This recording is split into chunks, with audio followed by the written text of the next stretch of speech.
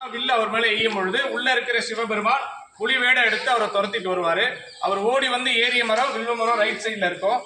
ஒரு காலத்துல பெரிய மரமா இருந்துச்சு. எம்ஜிஆர் காலத்துல ஒரு பெரிய புயல் ஏற்பட்ட போது அந்த மரம் மருவி ஒரு மரம் இருக்கு. அந்த மரத்துல தான் ஏறி அமர்ந்திருப்பாரு. பொதுவா புலி மரம் ஏறும். அந்த மரத்துல முள் இருப்பதனால ஏறாம கீழே அமர்ந்துருச்சு.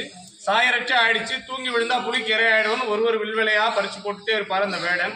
அவரையே அறியாம அந்த ஒரு நாள் கண் விழிச்சு ஒரு இலையா அர்ச்சனை பண்ணார் இல்லையா, அந்த நாள மகா சிவராத்திரியா கொண்டாடப்படுறோம். மகா சிவராத்திரி பிறந்த ஸ்தலம் இது. அது மட்டும் இல்லாமல் 3ஆம் குலத்துங்கன் 7ஆம் நூற்றாண்டுல இந்த லிங்கத்தை பிரதிஷ்டை பண்ணி வச்சிருக்காரு. உள்ள இருக்கிறவர் சுயம்பு மூர்த்தி, நம்ம உருவாக்கினவர் இல்ல, தானா உருவானவர். விரல் விட்டு எண்ணக்கூடிய இடங்கள்ல மட்டும்தான் சுயம்பு மூர்த்தியா காட்சி தந்து அருள்பாலிப்பாரு.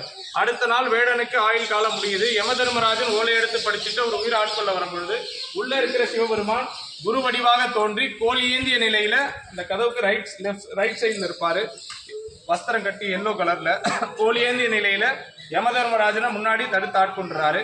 அது மட்டும் இல்லாமல் நந்தி எப்பையும் சிவனை பார்த்துதான் இருக்கும். இங்கேயும் வடநாட்டுல மட்டும்தான் முன் வாயில பார்த்து இருக்கும். இருவருமே தடுத்து ஆட்கொண்டு இந்த வேடனுக்கு காட்சி தந்து முக்தி அளித்த ஸ்தலம் இது. சிவபெருமான் காட்சி கொடுத்த இடம் அந்த வில்வ மரத்துக்கு கீழே தான் அந்த வேடனுக்கு காட்சி தந்திருக்காரு. ரிக் யஜுர் சாம வேதம் என்று சொல்லக்கூடிய அறம் பொருள் இன்பம் வீடு 4 வேதங்களும் தாழ்பணிந்த ஸ்தலம். பிரம்மதேவனின் சாபம் தீர்த்த ஸ்தலம், பூமாதேவியின் சாபம் தீர்த்த ஸ்தலம். கொடிமரம் கிடையாது. துவாரபாலகர் துவாரபாலிகை கிடையாது. துவாரபாலகருக்கு பதிலாக மும்மூர்த்திகளாக திகழக்கூடிய பிரம்மா விஷ்ணு ஈஸ்வரன். பிரம்மா விஷ்ணு வாயில் காவலரா இருப்பாங்க. அம்பாள்கிட்ட அனைத்திற்கும் முழுமுதல் கடவுளான விநாயகர் பெருமான் வாயில் காவலரா இருப்பாரு. ரைட் சைட்ல சப்த கன்னி இருப்பாங்க. சிவன் விஷ்ணு கிட்ட நிகரான வரத்தை பெற்று இங்க வரக்கூடிய பக்தர்களையும் மக்களையும் காத்து அருள்பாலித்து வராங்க.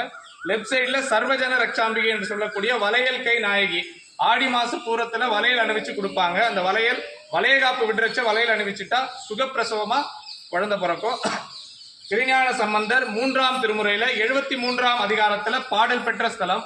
அவர் பாடிய பாடல் பட்டயமா அங்க இந்த உண்டியலுக்கு மேல இருக்கும். சைவ குறவர் என்று சொல்லக்கூடிய அப்பர் சுந்தரர், திருஞான சம்பந்தர், மாணிக்க வாசகர். திருஞான சம்பந்தர் பாடல் பெற்றிருந்தாலும் அவருடைய விக்கிரகம் இருக்காது. 3 வருடம் அங்க இருப்பாங்க. முன்னாடி இருக்கிற தீர்த்தம் யம தர்மராஜனால உருவாக்கப்பட்ட யம தீர்த்தம். உள்ள ஒரு கிணறு இருக்கும். அது பிரம்மதேவனால் உருவாக்கப்பட்ட பிரம்ம தீர்த்தம். அங்க ஒரு கேணி இருக்கும். அது அக்னி பகவானால் உருவாக்கப்பட்ட அக்னி தீர்த்தம். மொத்தம் 3 தீர்த்தங்கள் இங்க இருக்கு. 276 பாடல் பெற்ற ஸ்தலங்கள்ல இது 40வது ஸ்தலம். கொள்ளிடம் நதிக்கரையோடு அமர்ந்துள்ள ஸ்தலம்.